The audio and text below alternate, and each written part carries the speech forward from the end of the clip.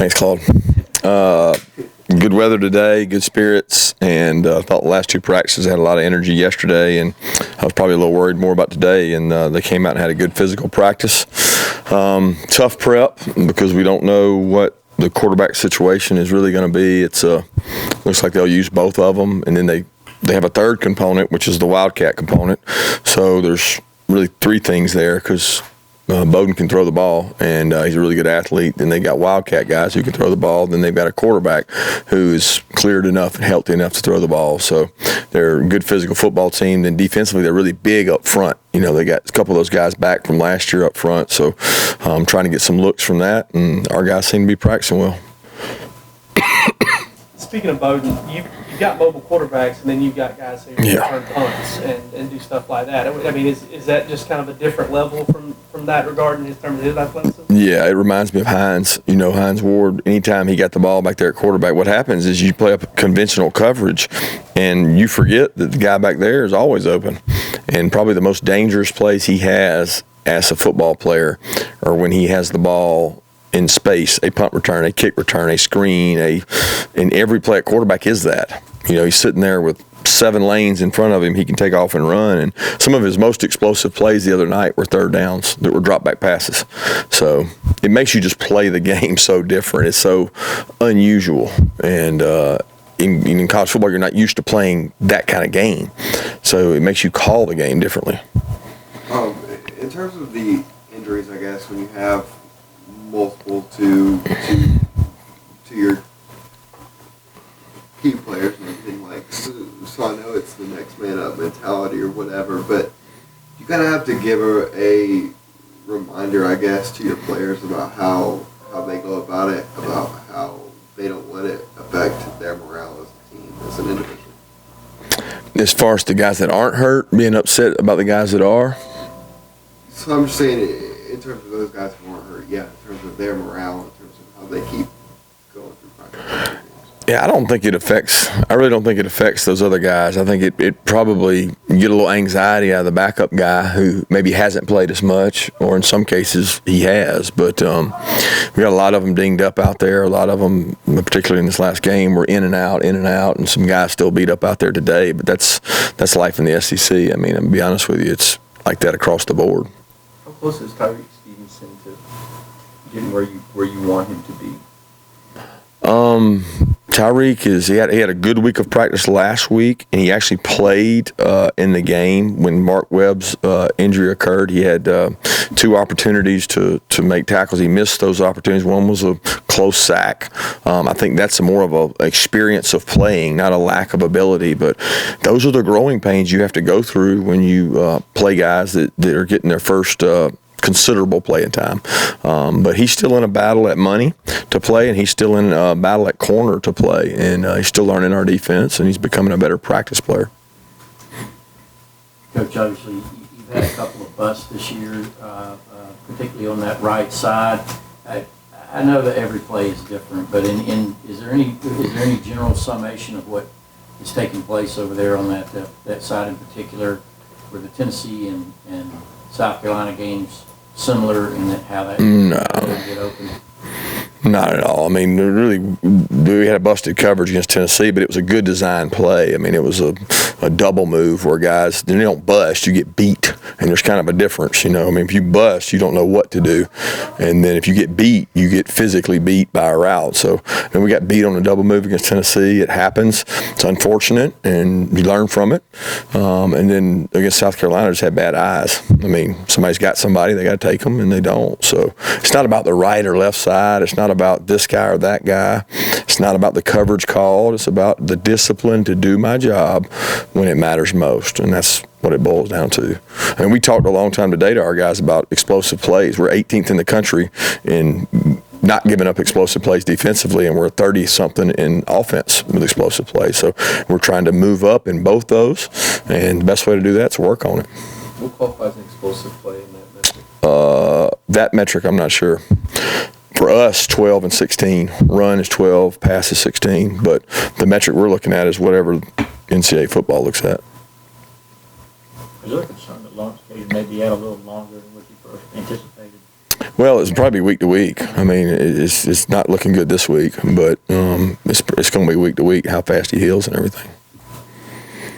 And then kind of following up on the thing on explosive plays and everything, just in terms of how you guys have goals for everything, whether it be offensively or defensively, does that kind of help you guys with turning around, bouncing back, I guess, with you can say you need to do this, and this. Does that help to have this laid out?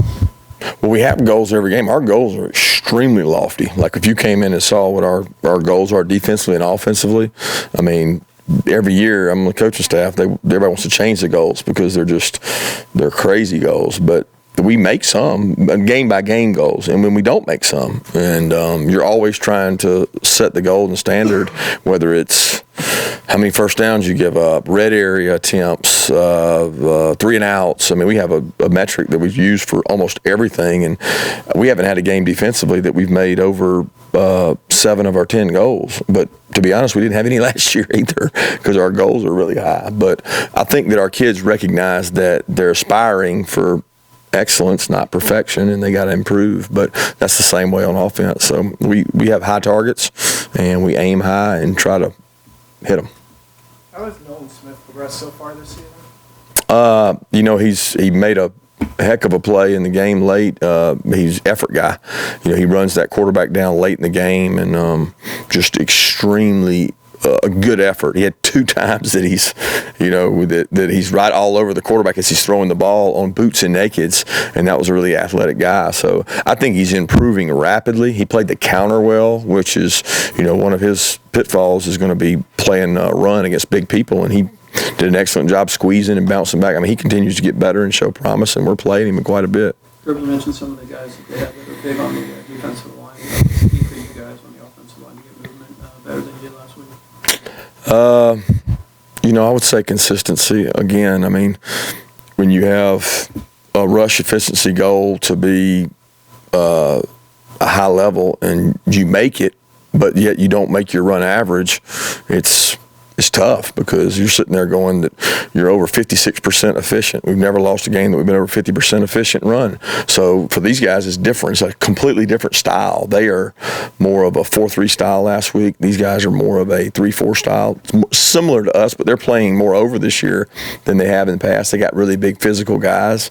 It'll be important to get movement, but it'll also be important to allow the backs to cut back, find lanes to get the ball on the perimeter as well. So it's always important up front that you can establish movement and displacement. That's what I like to call it. If you can get displacement, and that's big. We had some good displacement last week. We just didn't do it consistently.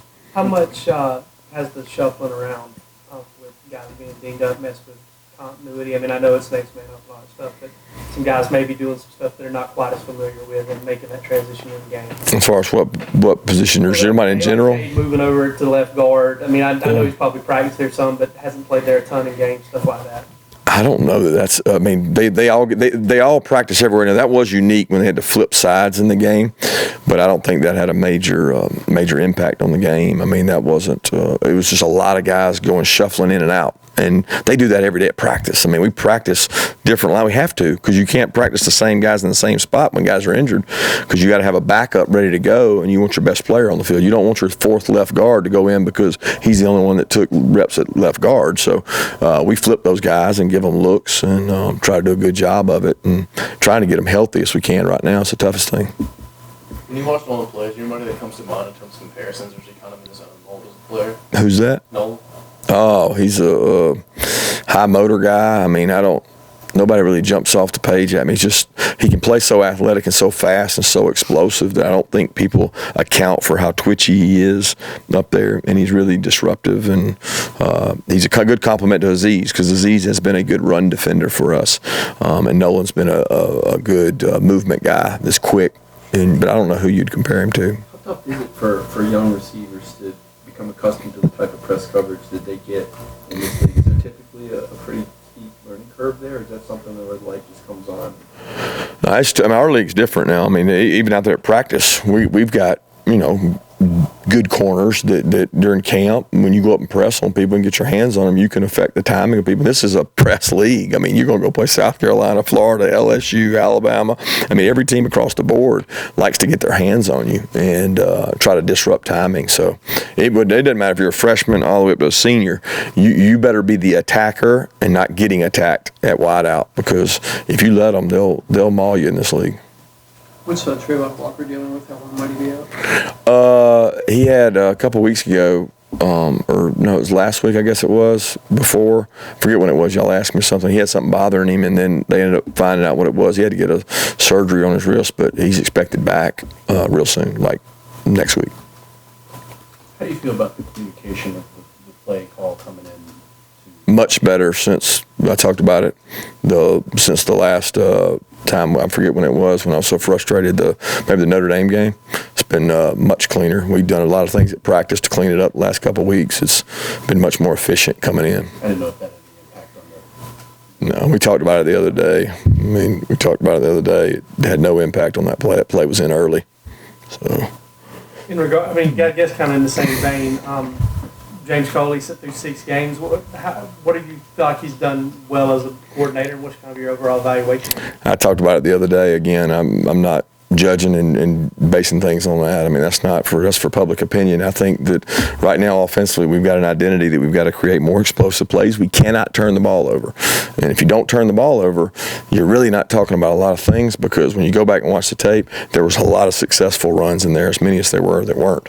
And like I said, we've never lost a game that we were efficient in the run game. It's hard to make our efficiency chart, and we made it. Now again, some of those are 3rd and 1s. Do you get a 2-yard gain? That's a successful run on 3rd and 1. If it's 3rd and goal and you score and it's a 2-yard gain, it's not good for your average, but it's great for your efficiency, and that's what we go off of. So, did y'all come out of that and say when it's trying to get all that stuff on offense, it's about the execution, or you kind of say we've got to do some different stuff, play calls? No, I think I go back and I say again that we talked about it the other day. I mean, it's simple. Don't turn the ball over. Be more explosive, and win 2-minute. All right, don't let them score in 2 minutes. So those are 3 really critical factors that we got to be more explosive. The runs that we have, there was about 6 or 7 runs in there that were over 10 yards that I would argue could be home runs. If one more guy gives a little more effort and gives a little more blocking, you got to be able to be more explosive when you get an opportunity to do that. And you got to win 2 minutes in games, and you can't turn the ball over in games. How's Jake been this week? He's been great. He's been great. I know everybody, and Rod as well. Rod's been great. Jake's been in good spirits. He's helping those wideouts, challenging those guys. I mean, just like he was before. He wasn't not doing that before, but probably a more attention to detail with that now. And we're challenging those guys outside, giving them looks like like we know they're going to get hard corners, and trying to get them more physical guys at the line, pressing them and things like that, so that we can simulate those looks a little better. But Jake's been great. Who has to step up with Cager out on the perimeter? Everybody. I mean, you think about it, it's by committee. We got some good players out there. Matt Lander's got to step up. Tyler Simmons got to step up. George's got to step up. Kieras Jackson went in the game and did some physical things. Dom's got to step up. D-Rob's played well at times and got to continue to play more physical. I mean, we got to use everybody we got out there when he's not out there, because he is a physical presence. I mean, he's the physical guy. With Dom, is there anything in specific that he needs to do maybe a little bit better to improve and earn more playing time at wide receiver? He's playing a lot. I mean, Dom's playing quite a bit, and he plays very consistent. Like I said again, you can't play wideouts for 95 plays in a game. If you got, I don't know how many snaps, we had a ton of snaps, but you can't play 95 snaps and expect to be going real fast. But he's played Dom is a very consistent player. What you get in practice is what you get in the game. He is every day full effort, and he continues to improve. I mean, he's in game 7 of his career, I guess. So he and George are improving, and then we need him to rapidly. And then on the other end, like defensively, in terms of stopping the run, so are you pleased with where you're at there? And then, so what's kind of the motivation, I guess, for them to put up those numbers like they are, not allowing a touchdown all year? Well, again, I'd rather give up a 1-yard touchdown rush than a 50-yard pass. I mean, we have been scored on from outside those areas at times and not as close. But I do appreciate the demeanor and the pride because be honest, since I've been here, we have not been real good goal line defense. We have not been a real good, I'm not going to say we haven't been a run defense. We've had good run defenses, but we haven't consistently stopped people from running the ball in the red area, and we've been able to do that so far this year. And it makes it hard to score touchdowns when you're hard to run the ball on. So there's a lot of areas we can improve on. You asked that on defense? A ton. Like flipping the field, like forcing 3 and outs, like not giving up third downs that then force us to be catching the ball on the 10-yard line on punts. I mean, there's just 1,000 things that we can do better defensively. So, and the kids had that explained to them. That's really important that we get turnovers. We're not getting the turnovers we want. We've made our havoc rate a lot of weeks, but it wasn't last week. So it was not where it needed to be. 2 more questions? I haven't asked you lately about Juan Mathis, kind of how his recovery doing, how he's been feeling. He's getting closer. We're hoping he's getting to do more. He's able to do some scout team things and do more activity, but he's still not cleared to play and take live reps yet. And we're hoping that'll be soon. Through 2 practices this week, have you noticed any change in the mindset of the offensive line from last week? I didn't think there was anything wrong with the mindset of the offensive line last week. I mean, I just have to be honest. You always want me to be honest with you. The offensive line didn't have a bad mindset last week. They didn't have a terrible practices. There was no moping around. They played a really good defensive line with a lot of good deep players that, guess what? We're going to play more of them like them. You know what I mean? So there's been good energy out there at practice. I can promise you that. There's nobody running from work, and there's been good spirit out there. So thanks. Thank you.